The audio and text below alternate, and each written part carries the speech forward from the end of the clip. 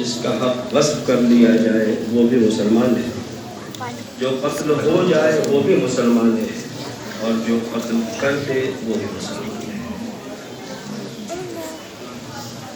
عزیزان گرامی، آخر یہ کیفیت ہمارے اندر کیوں پیدا ہوئی کہ ہم ہر ایک کو مسلمان سمجھ رہے ہیں؟ دراصل یہ اس لیے ہوا کہ ہم نے اسلام کو سمجھنے کی کوشش نہیں کی اور اپنی خواہشات کی اتباع میں اتنے آگے بڑھ گئے کہ اب حق بیانی کی ہمیں کوئی جرأت و ہمت باقی نہیں رہی۔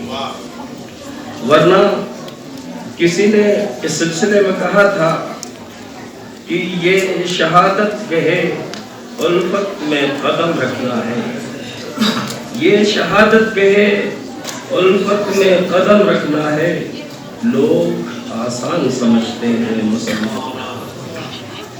مسلمان ہونا آسان نہیں، بہت مشکل کام ہے عزیزان گرامی۔ ہم مسلمان نہیں ہیں، مسلمان بلال تھے، مسلمان عمار یاسر تھے، مسلمان ابو ذر تھے، مسلمان مقداد تھے، مسلمان سلمان فارسی تھے۔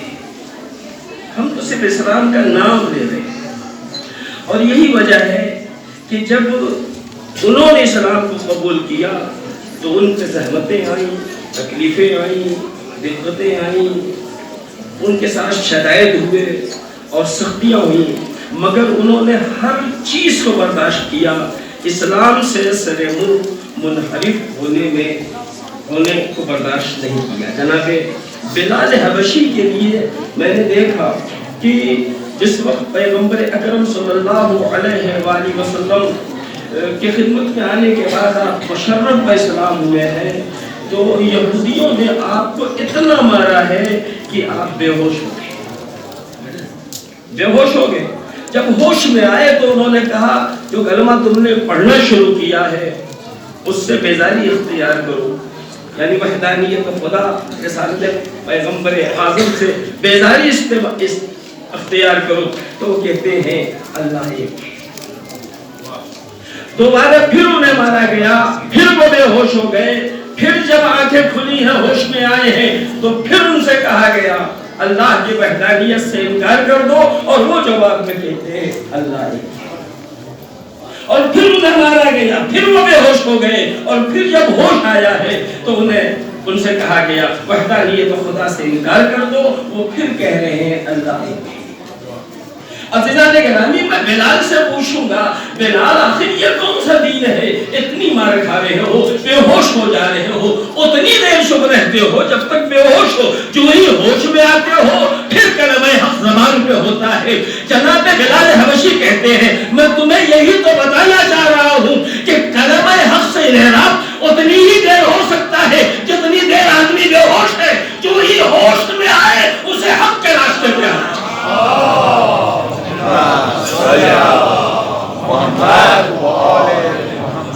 سچا مسلمان وہ ہے جو کلمہ حق سے انحراف، جب تک ہوش ہے اس وقت تک وہ کلمہ حق سے انحراف نہ کرے۔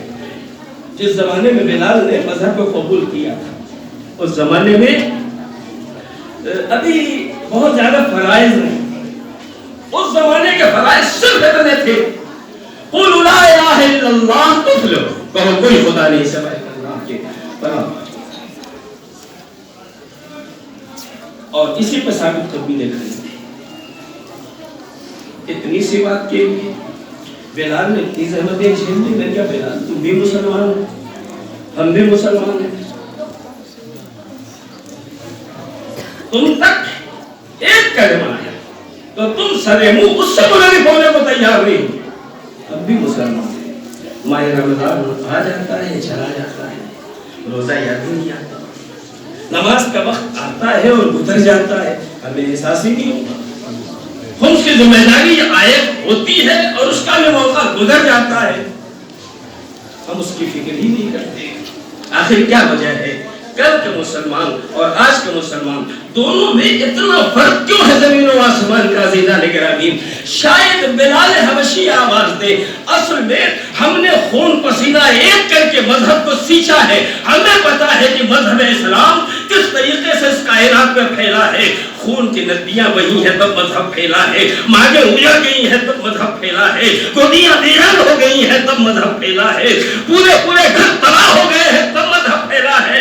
مگر تمہیں تو وراثت میں مذہب ملا ہے نا. وراثت میں جو چیز ملتی ہے اس میں اور حقیقت میں جو ذمہ دار ہوتا ہے اس میں دونوں میں فرق ہوتا ہے. ہمارے والد بزرگوار نے ایک گھر بنایا اپنی محنت کی کمائی سے، خون پسینہ ایک کر کے وہ گھر بنایا. اور اگر ان کی زندگی میں ہم نے ایک خراش بھی لگائی تو انہیں احساس ہوا کہ میں نے اتنی محنت سے یہ گھر بنایا ہے، ان بچوں نے اسے خراب کیا. ہم نے ڈانٹ سنی اور دوبارہ نہ کرنے کے سلسلے میں ہمیں تاکید کی گئی.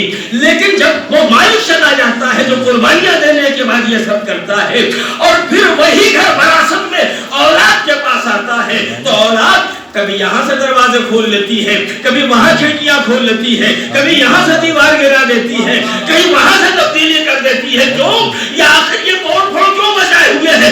کل خراش برداشت نہیں ہو رہی تھی، یہاں توڑ پھوڑ اتنی ہو رہی ہے، سب برداشت ہو رہی ہے. کل کا کہا، کل جنہوں نے قربانیاں دی تھی انہیں قربانیوں کا احساس تھا. ہم نے قربانیاں دی ہے تب یہ آگے بڑھا ہے. جنہیں وراثت میں ملا ہے انہیں تو ابا مسلمان تھے اس لیے مسلمان ہیں، دادا مسلمان تھے اس لیے مسلمان ہیں، گھرانہ مسلمان تھا اس لیے مسلمان. انہیں کیا احساس کہ اس کے پھیلانے کے سلسلے میں کتنی قربانیاں دی گئی ہیں. انہیں کیا پتا کہ اسے ہم تک پہنچانے کے سلسلے میں کتنی زیادہ دی گئی. عزیزان گرامی، حالات کل بھی خراب تھے، آج بھی خراب ہے، لیکن ہمیں اور آپ اپنی کوشش نہیں چھوڑنی چاہیے. اور اس کے لیے ضروری ہے یقین محکم، عمل پیام، محبت فاتح عالم. جہاد زندگانی میں یہ ہے کہ مردوں کی شمشیر. اگر اپنے دین اور اپنے مذہب، اپنے خدا اور اپنے رسول پہ یقین محکم ہو جائے تو حالات کو تبدیل کرنے سے کوئی نہیں روک سکتا. حالات کو تبدیلی سے کوئی نہیں روک سکتا. شرط صرف یہ ہے کہ یقین پیدا ہو جائے. آپ کہیں گے وہ یقین کیسے پیدا ہوتا ہے؟ عزیزان گرامی، کل تو ہمیں 14 صدی پیچھے جا کے مثالیں لانی پڑتی تھی. آج ہمیں صرف 50 سال پیچھے جانا پڑتا ہے، 42 سال پیچھے جانا پڑتا ہے اور سینکڑوں مثالیں ہمارے سامنے آ جاتی جو ہمیں اور آپ کو بتاتی کہ اللہ پہ یقین کیسے کیا جاتا ہے، اللہ پہ اطمینان کیسے کیا جاتا ہے، خدا پہ بھروسہ کیسے کیا جاتا ہے. عزیزان گرامی، اصل میں جن عقائد کو ہم اپنے دل میں بٹھائے ہوئے ہیں اصل وہ صحیح عقیدہ ہی نہیں ہے. جس دن عقیدہ صحیح ہو جائے گا اس دن ہمارے حالات بدلیں گے. آپ کہیں گے یہ آپ ہم پہ الزام لگا رہے ہیں. یہ الزام میں آپ ہی پہ نہیں لگا رہا ہوں، خود اپنے آپ پہ بھی لگا رہا ہوں کہ جن چیزوں کا ہم عقیدہ رکھتے ہیں حقیقت میں اس پہ عقیدہ نہیں ہے. اگر عقیدہ ہو تو حالات فوراً تبدیل ہوتے ہیں. عزیزان آپ کہیں مطلب میں یہ سامنے یہ مسجد مثال کے طور پر یہ مسجد ہمارے دوست وہ باہر کھڑے ہوئے فلاں صاحب ایسے ہیں ویسے ہیں، انہوں نے یہ کیا، انہوں نے وہ کیا، انہوں نے ایسا کیا، انہوں نے ایسا کیا، انہوں نے ان کا حق سے بھر دیا، انہوں نے ان کے ساتھ زیادتی کی. باہر کھڑے ہوئے وہ یہ ساری باتیں بیان کر رہے ہیں. میں نے کہا بھائی وہ ایسے نہیں، مولانا صاحب ویسے ہی ہے، آپ یقین مانے ویسے ہی ہے. میں نے کہا اچھا یہ 2 قدم تو مسجد ہے، ذرا قدم اندر رکھیے اور یہی ساری باتیں کہیے، میں آپ کی ساری باتوں کو قبول کروں گا. تو کہتے ہیں دیکھیے بات تو 100% صحیح کہہ رہا ہوں مگر مسجد میں نہیں کہہ سکتا. دیکھ رہے ہیں عقیدے اور عمل میں کتنا ڈفرنس ہے، کتنا فرق ہے. ہمارا عقیدہ ہے اللہ ہر جگہ موجود ہے، عمل کہہ رہا ہے اللہ اندر موجود ہے، مسجد کے باہر نہیں. اور شاید اسی توازن کو برقرار کرنے کے لیے رہبر کبیر انقلاب حضرت امام خمینی رضوان اللہ علیہ نے فرمایا تھا عالم محضر خداست، در محضر خدا معصیت نہ کرے تو دنیا میں جہاں کہیں بھی ہو وہاں خدا حاضر ہے، اور جہاں خدا حاضر ہے وہاں گناہوں سے بچتے ہیں. جہاں خدا حاضر ہے وہاں گناہوں سے بچتے رہو. جب ہم میں اتنی باریک بینی آئے گی تو ہم صحیح طریقے سے اس سمت بڑھیں گے جس سمت ہمیں مذہب لے جانا چاہتا ہے. عزیزان گرامی، ہمارے ایک استاد تھے، وہ ایک بڑی پیاری بات کہتے تھے، وہ میں آپ کو سنائے دیتا ہوں. وہ زمانہ تھا جب بیک زبان نماز جمعہ کے بعد 2-3 ملکوں کے نام لیے جاتے تھے، اس میں سے 2 ممالک ایسے تھے جن کی گود میں بیٹھے بغیر دنیا کا ہر ملک اپنی زندگی کے لیے خطرہ محسوس کرتا تھا.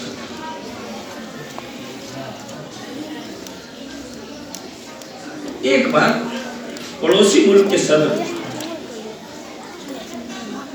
انہیں کے زمانے میں امام خمینی کی خدمت میں گئے. باتوں میں انہوں نے کہا کہ حضور ایک بات سمجھ میں نہیں آ رہی کیا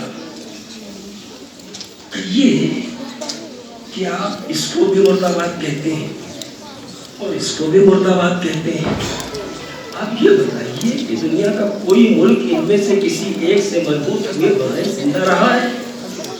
تو رہبر نے عجیب بات کہی، فرماتے ہیں ابھی تک میں آپ کو مسلمان سمجھ رہا تھا. تو وہ حیرت سے بول رہے ہیں اس میں نے خلاف اسلام کون سی بات کہہ دی؟ کیا خلاف اسلام یہ بات نہیں ہے کہ آپ کو روس اور امریکہ کی طاقت پہ اتنا اعتماد ہے، اپنے پروردگار کی قوت پہ کوئی بھروسہ نہیں؟ آج ہماری تنزلی کا سبب یہی ہے زندگی. آج ہماری مشکلات کا سبب یہی ہے کہ ہماری اندر سے عقیدہ کچھ ہے، عمل کچھ ہے، زبان کچھ کہہ رہی ہے، فکر کچھ ہے. تو ان استاد کی بات میں آپ کی خدمت میں گزارش کر دوں، لیکن اس سے پہلے بات اپنی طرف سے میں چھوٹی سی تاکہ بچوں کے ذہن میں بھی آ جائے. اکثر ایسا ہوتا ہے کہ جہاں بہت زیادہ پیڑ پودے ہوتے ہیں رات کے اندھیرے میں لوگ ڈرتے ہیں. ایک دن میں ایک راستے سے گزر رہا تھا، دیکھا ایک پودا ہے، اس میں حرکت ہوئی تو مجھے الجھن پیدا ہوئی، الجھن ہوئی تو میں ٹھہر گیا کچھ ہے. اور جب کچھ ہے سوچ کے میں نے اسے دیکھنا شروع کیا تو پہلے سر دکھائی دیا، پھر کان دکھائی دینے لگے، پھر ناک دکھائی دینے لگی، پھر آنکھیں دکھائی دینے لگی، پھر پورا وجود نظر آنے لگا. اور پھر میں وہاں سے ڈر کے بھاگ گیا. مجھے لگا کہ یہاں کچھ ہے. ایک عالم دین کے پاس گئے، حضور مجھے اس راستے سے جاتے ہوئے ڈر لگتا ہے. کہ کیوں؟ کہ وہاں درخت میں کچھ، اس پودے میں کچھ دکھائی دیتا ہے مجھے. انہوں نے کہا اچھا ایسی بات ہے، یہ قرآن کی آیت ہے، اسے اپنے بازو پہ باندھ لینا، کہیں ڈر نہیں لگے گا. سو میں نے وہ قرآن کی آیت لی، ان پر بھروسہ کرتے ہوئے اسے بازو پہ باندھ لیا، اور آپ کا بازو باندھ کے چلا تو پھر ہوا چلی، پھر معرکت ہوئی. مگر چونکہ یقین ہے کہ وہ آیت میرے بازو پہ بندھی ہوئی ہے اور عالم دین نے کہا ہے کوئی نقصان نہیں ہو سکتا، لہذا ہمت ہوئی، آگے بڑھا اور بڑھ کے دیکھنا شروع کیا ہے تو کیا ہے. تو وہاں پتا چلا ٹہنیاں ہیں، ڈالیاں ہیں، پتے ہیں، جو تصورات نے ایک فیولہ بنا دیا تھا، ایک دوسرا مجسم کر دیا تھا، اور وہ اس سے ڈر رہا تھا. میرے کہنے کا مقصد یہ ہے کہ قرآن کی ایک آیت پہ اگر انسان یقین پیدا کر لیتا ہے تو جو روز ڈرتا ہے وہ ڈرنا بھول جاتا ہے.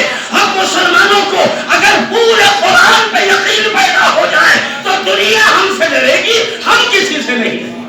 اللہ اکبر، اللہ اکبر،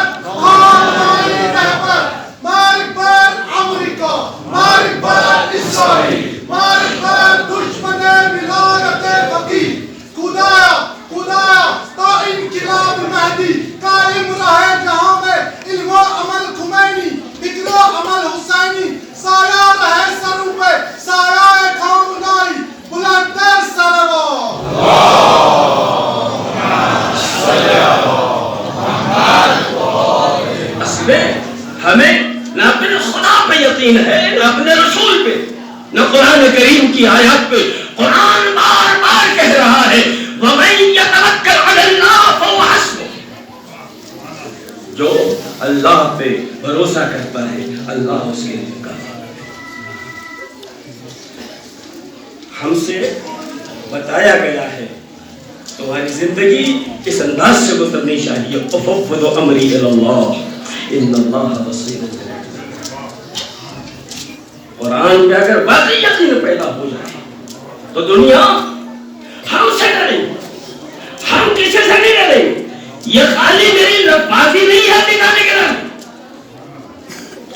جو روز جو ہے دنیا کے سارے ممالک کو خوف زدہ کیا کرتے تھے، جس دن سے ایمبیسی سے لوگوں کو گرفتار کیا گیا رہبر کی دور میں، اس دن سے دھمکیاں دی جا رہی ہیں، دھمکیاں نہیں بندر بھمکیاں دی جا رہی ہیں۔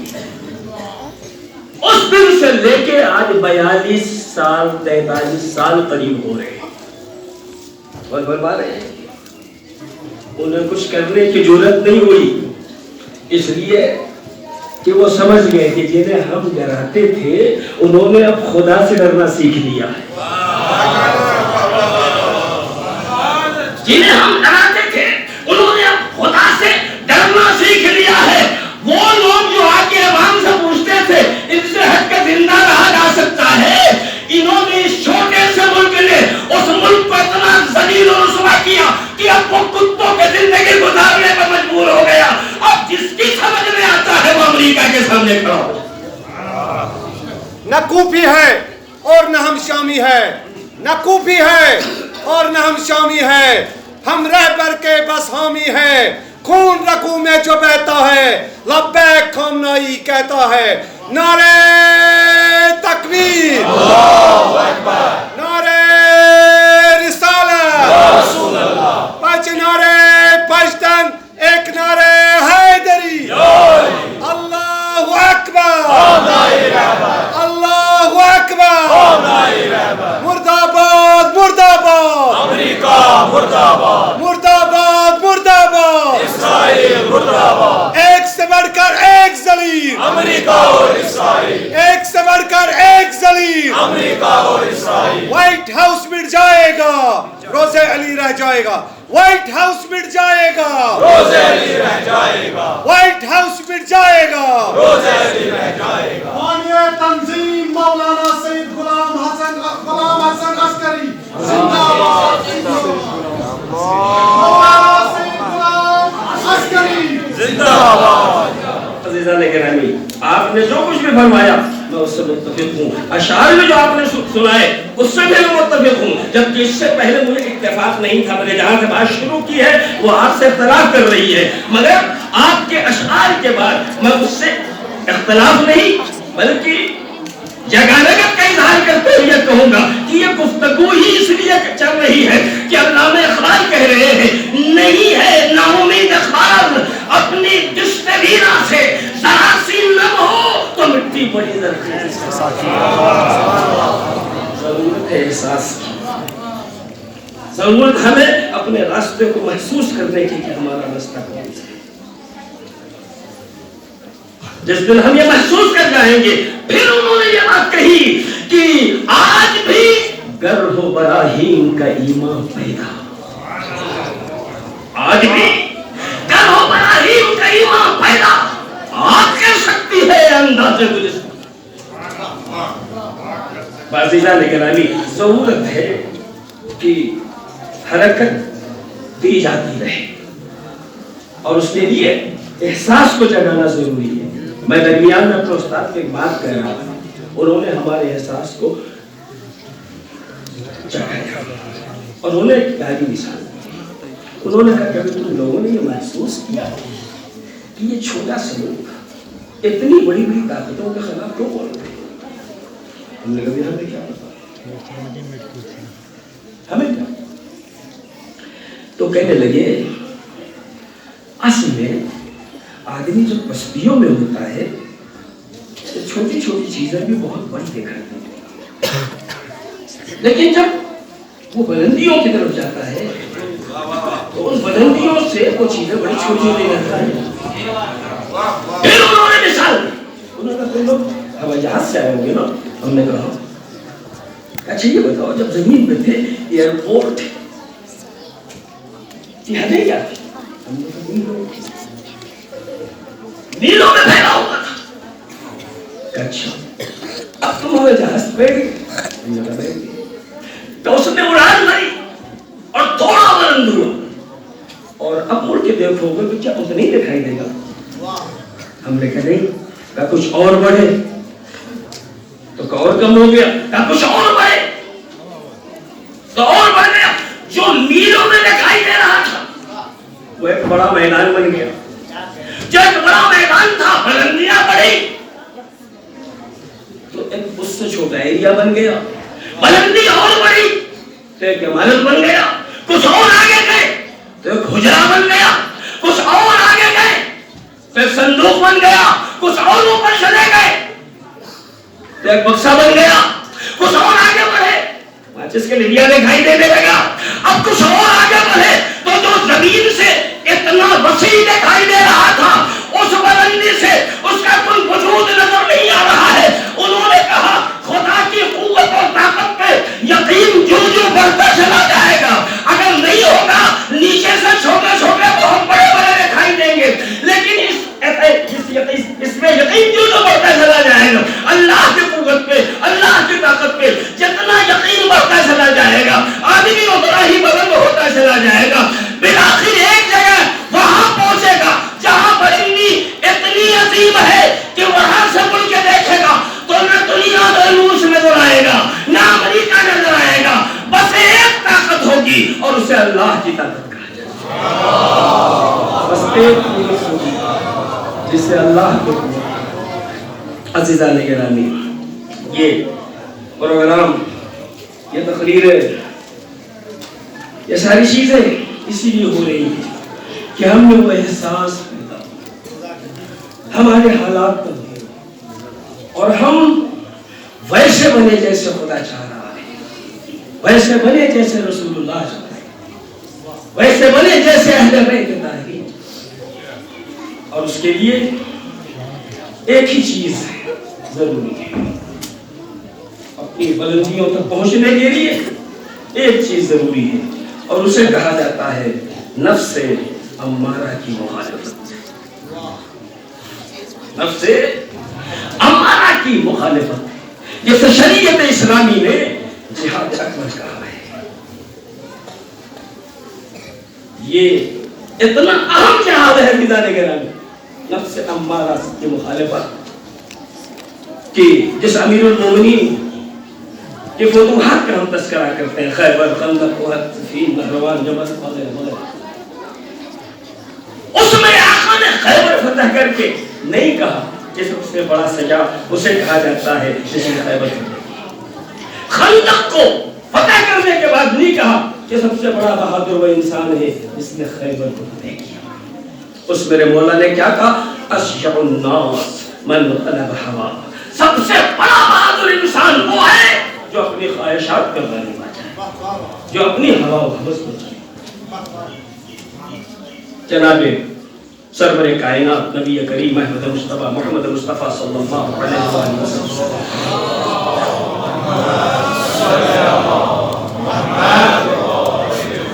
جنگ موتا سے پلٹ رہے ہیں. طویل جنگ کے بعد حضور واپس ہو رہے ہیں. اپنی فوج سے فرماتے ہیں قضیتم جہاد الاصغر وعلیکم بجہاد الاکبر. تم نے چھوٹی سی جنگ فتح کر لی ہے اور بہت بڑی جنگ تمہارے سامنے. وہ جو بیچارے تھکے تھکائے لوگ تھے پریشان ہو گئے.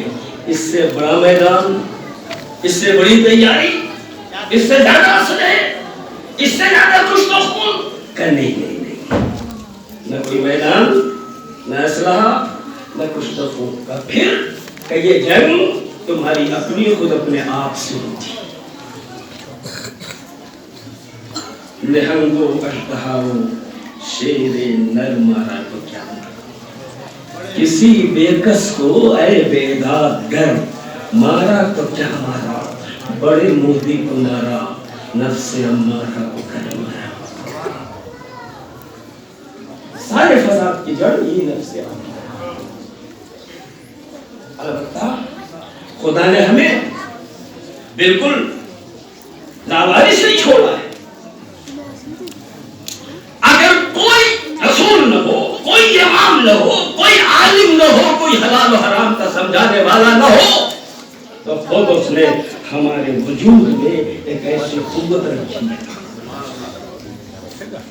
جو وہ ذمہ داریاں ادا کرتی ہے جو ایک نبی ادا کرتا ہے, جو ایک رسول ادا کرتا ہے, جو ایک امام ادا کرتا ہے. نفس کی بہت ساری قسموں میں مشہور قسمیں ہیں نفس امارہ, نفس لوامہ. امارہ وہ ہے جو برائیوں کی طرف لے جاتا ہے, لوامہ وہ ہے جو ملامت کرتا ہے. مومن ہو نہیں, مسلمان ہو نہیں, تو نہیں کرنا چاہیے. اللہ رسول کو مانتے ہو نہیں, پرہیز کرنا چاہیے. تو امارہ گناہوں کی طرف لے جاتا ہے, لوامہ گناہوں سے ہمیں واپس لانے کی کوشش کرتا ہے. استاد شہید حضرت آیت اللہ دستغیر شیرازی رضوان اللہ علیہ نے یہاں بڑی پیاری بات کہی ہے. وہ فرماتے ہیں کہ نفس لوامہ کی حیثیت نفس امارہ کے مقابلے میں کچھ ایسی ہے کہ اس بڑے حال میں رات میں اگر اندھیرا ہو, اگر اجالا ہو, تو وائٹ کی مرکری چل رہی ہو, تو اگر یہاں ایک سوئی بھی گرائیں گے تو اس مرکری میں اتنی طاقت ہے کہ وہ بتائے گی کہ یہ سوئی ہے. ٹھیک ہے, اگر ہم چاہیں تو اٹھا لیں, مگر ہم نے کہا سوئی تو ہے رہنے. تو گویا ہم نے یہ کیا کہ نفس لوامہ کی روشنی پہ ایک سیاہ لباس ہم نے ڈال دیا. اب جب ہم نے اس روشنی پہ سیاہ لباس ڈالا تو یہاں سوئی گرائیں گے تو سوئی نہیں دکھائی دے گی. ہو سکتا ہے سوا جس سے بورا سلا جاتا ہے وہ دکھائی دے جائے, مگر سوئی نہیں دکھائی دے. اور پھر ہم نے اس پہ بھی توجہ نہیں کی, گویا ہم نے دوسرا پردہ اس روشنی پہ لگا دیا. اب جب ہم نے دوسرا پردہ لگا دیا تو اب زمین کھودنے والا رمہ تو دکھائی دے سکتا ہے, مگر سوا یہاں نظر نہیں آ سکتا, اس لیے کہ روشنی کم ہوتی چلی جا رہی ہے. ایسے ہی ہم نے اس کی روشنی یعنی اس کی ہدایت کو قبول نہیں کیا اور ہر چیز سے بے توجہی برتی. ایک دن ایسا آئے گا کہ پردے اتنے لگیں گے اس مرکری کے اوپر کہ میں خود یہاں کھڑا ہوں, میرا وجود نہیں ہے. تو کیا وہ روشنی ختم ہو گئی؟ نہیں. کیا وہ آن نہیں ہے؟ آن ہے. کیا پاور لائٹ نہیں ہے؟ کیا ہے؟